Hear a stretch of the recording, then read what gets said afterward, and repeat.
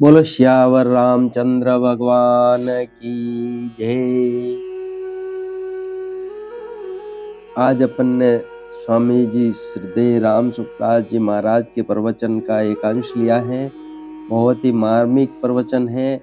आप ध्यान से सुनेंगे तो बहुत ही अच्छा लगेगा और बहुत कुछ समझ में आएगा, इसलिए ध्यान लगाकर सुने। बहुत ही मार्मिक प्रवचन है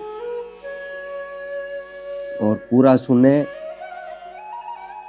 सत्संग करने वाले भाई बहनों की प्राय यह शिकायत रहती है कि जो हम सुनते हैं वह याद नहीं रहता। पल्ला झाड़ सत्संग होता है, उठ गए और पल्ला झाड़ कर चल देते हैं, अतः इससे कोई फायदा नहीं होता। सत्संग की बातें काम में आती नहीं, याद रहती नहीं। इस विषय में मैं जो कहता हूँ उसे आप लोग ध्यान देकर सुने। स्वामी जी बोल रहे हैं, शुरू में जब हमने पढ़ाई की तब 5-6 साल के बाद अपने परिचितों के पास गए। वे कहने लगे कि इतने साल पढ़े हो, कुछ सुनाओ, पर हम नहीं सुना सके। सुनाए भी तो क्या सुनाए, ऐसा पाठ सुनाए तो कौन समझे।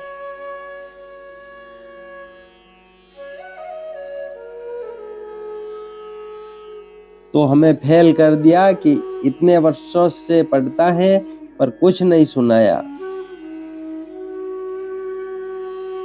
कारण कि इस बात को तो पढ़ा हुआ आदमी ही जान सकता है, दूसरे आदमी नहीं जान सकते।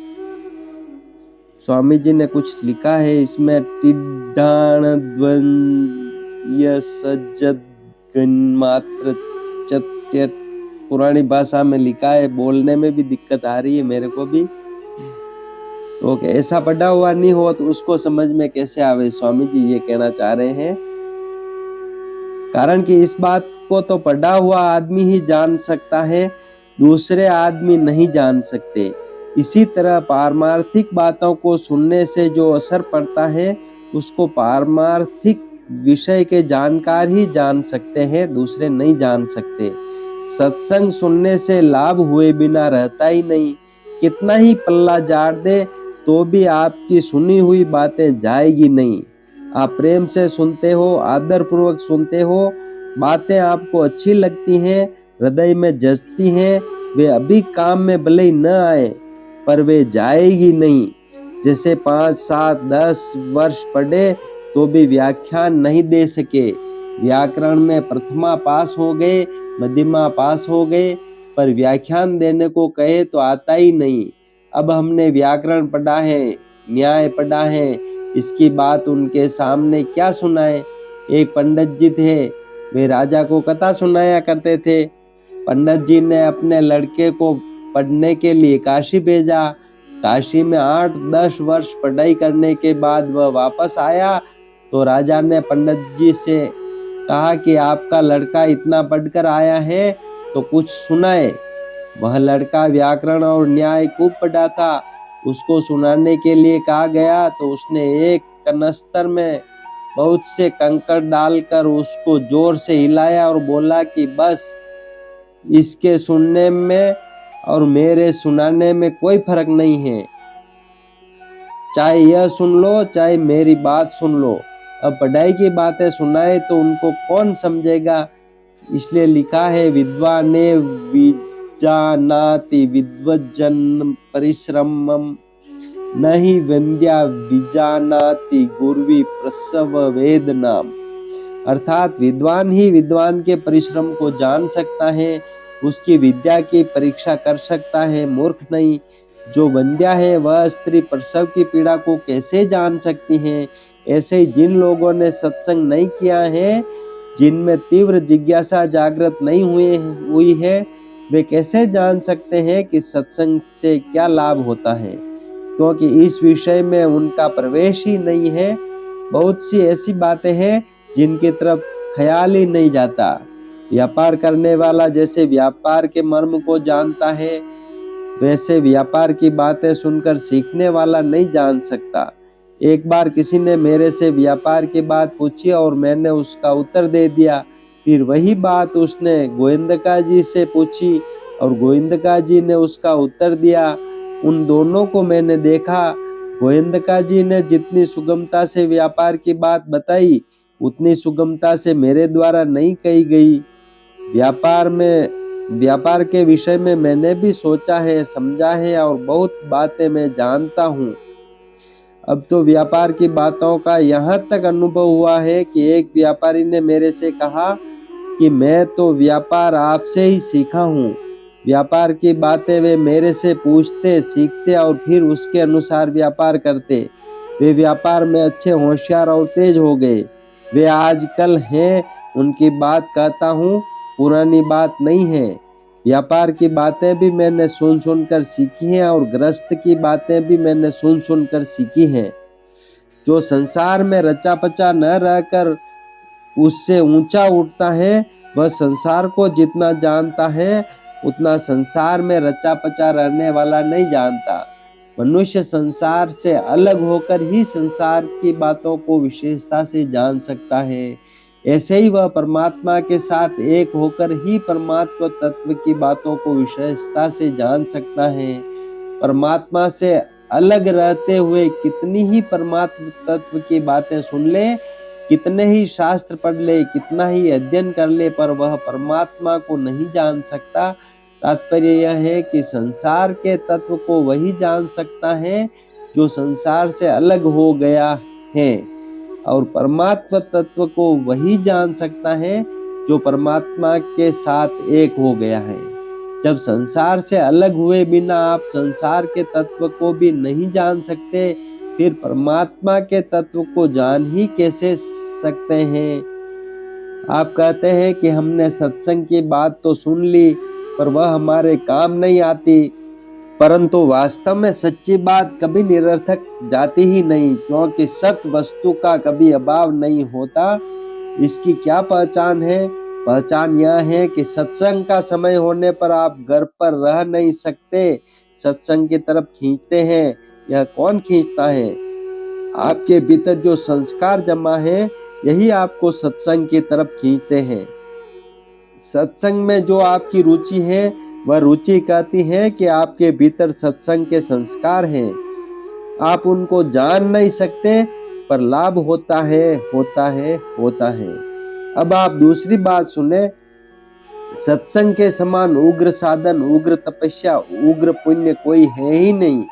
हजारों वर्षों की तपस्या से जो लाभ नहीं होता, वह लाभ सत्संग सुनने से तत्काल हो जाता है। कई लोगों ने खुद मेरे से कहा है कि सत्संग सुनने से हमें बहुत लाभ है, हमारी वृत्तियों में बहुत फर्क पड़ा है। सत्संग करें और फर्क न पड़े, ऐसा हो ही नहीं सकता। कोरी कथा ही न सुने, प्रत्युत सत्संग की बातों को गहरा उतर कर समझे तो एकदम फर्क पड़ता है। किसी ने कहा यह अक्षर सीख लिया तो मानो उसने आचार्य की पढ़ाई का एक अंश पढ़ लिया। उसने क ख ग बड़ग अंग ये 5 अक्षर पढ़ लिए, लिखाओ तो वह 5 अक्षर लिख देगा, पर ग ऐसा लिखकर पूछो कि यह क्या है तो वह जल्दी नहीं बता सकेगा। वह क ख ग ग हाँ यह ग है, इस प्रकार सोचकर बता देगा। जल्दी नहीं बता पाने से ऐसा नहीं कह सकते कि उसकी पढ़ाई नहीं हुई है। यह आश्चर्य की पढ़ाई का ही एक चिन्ह है। ऐसे ही सत्संग के बाद समय पर काम नहीं आती, यह बात आपके भीतर पैदा होती है, तो यह आपके सत्संग का ही चिन्ह है। जो सत्संग नहीं करते, उनके भीतर यह बात पैदा होती है क्या? तीसरी बात, भूख लगने पर भोजन किया जाए तो भोजन का ठीक पाचन होता है, जिससे शक्ति आती है। बिना भूख के भोजन किया जाए तो उसका ठीक पाचन न होने से शक्ति नहीं आती। ऐसे ही आपको सत्संग की भूख लगती और आप उसको ढूंढते, इधर उधर जाते और फिर सत्संग मिलता, तो सत्संग की बात आप पर असर करती। आप तो रुपये कमा रहे हो, उनका आह्वान कर रहे हो, पंखा चल रहा है, आराम कर रहे हो, कूलर चल रहा है कि ठंडी रहे, गर्मी न हो जाए, ऐसा करके सत्संग सुनते हो, तो भाई अभी भूख लगी नहीं है, सुनने की इच्छा तो है नहीं। भाव यह रहता है कि चलो घूम आए। यह भी एक तमाशा है। अगर भूख लगती और जगह जगह भटकते तब पता लगता। भूख लगने पर ही वह जचता है। रुचता है और पचता है। भूख न हो तो वह जचता नहीं, रुचता नहीं और पचता नहीं। स्वयं ज्योति जी महाराज बीकानेर में नरसिंह सागर पर ठहरे हुए थे। एक भाई ने कहा, महाराज आप हमारी बगीची में आ जाए तो अच्छा है, नरसिंह सागर हमारे लिए दूर पड़ता है, बगीची नजदीक पड़ती है। बाबा जी बोले, तो तेरे घर पर ही आ जाऊं। अब भाव यह है कि बाबा जी हमारे नजदीक आ जाए तो हमें सुविधा रहे, यह नहीं कि हम बाबा जी के पास चले जाएं और लाभ ले लें। सत्संग का समय कौन सा रखा जाता है? जब काम धंधे का समय नहीं हो, वह समय सत्संग का रखा जाता है। फालतू समय सत्संग, भजन, ध्यान के लिए रखा जाता है और कहते हैं कि असर नहीं हुआ। असली समय तो रुपया कमाने में लगाते हैं और फालतू समय सत्संग में लगाते हैं, तथा लाभ असली चाहिए। मालिन बेर बेचती है तो बालक उसके पास दान ले जाता है और बदले में बेर ले लेता है। बालक कहता है कि और बेर दे दे तो वह एक दो बेर और दे देती है।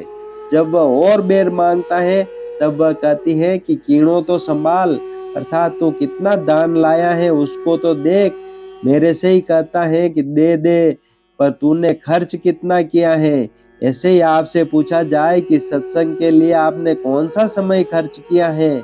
नींद का समय खर्च किया है कि व्यापार का समय खर्च किया है या असली काम का समय खर्च किया है? पूछा जाए कि सत्संग में आप आए नहीं, तो कहेंगे कि आते तो थे, पर एक आदमी से बात करने में लग गए तो भूल गए, फिर देखा तो समय तो हो गया। पूछा जाए कि कल क्यों नहीं आए, तो कहेंगे कि महाराज मुकदमे की बात आ गई, उधर चले गए इसलिए नहीं आ सके। फिर पूछे कि परसों आप क्यों नहीं आए, तो कहेंगे कि महाराज क्या करें, बात ऐसी थी कि भोजन करके पलंग के सहारे हुए तो नींद आ गई। नींद खुली तो देखा ओ सत्संग का समय तो हो गया, अब जाकर क्या करेंगे। घर का कोई काम न हो, बात करने के लिए कोई आदमी न मिले, नींद भी नहीं आए, ऐसी फालतू समय में सत्संग करना चाहते हो, पहले आप अपना कीड़ा तो संभालो। यह तो देखो कि आप कितना खर्च करते हो, फिर देखो कि लाभ होता है कि नहीं होता। आप जितनी लगन से यहाँ आते हो उससे ज्यादा लाभ आपको होता है। यह एकदम पक्की बात है, सच्ची बात है। आप जितना खर्च करते हो उसकी अपेक्षा ज्यादा लाभ होता है, इसमें मेरे को संदेह नहीं है। अगर ज्यादा खर्च करोगे तो ज्यादा लाभ होगा। बोलो श्यावर रामचंद्र भगवान की जय। इसी सत्संग का आगे का भाग अगले वीडियो में सुनाएंगे आपको। ये जो है उसको आप ध्यान पूर्वक सुने और मनन करें तो काफी फायदा होगा, और आगे का अंश अगले वीडियो में अपलोड करेंगे। बोलो श्यावर रामचंद्र भगवान की जय।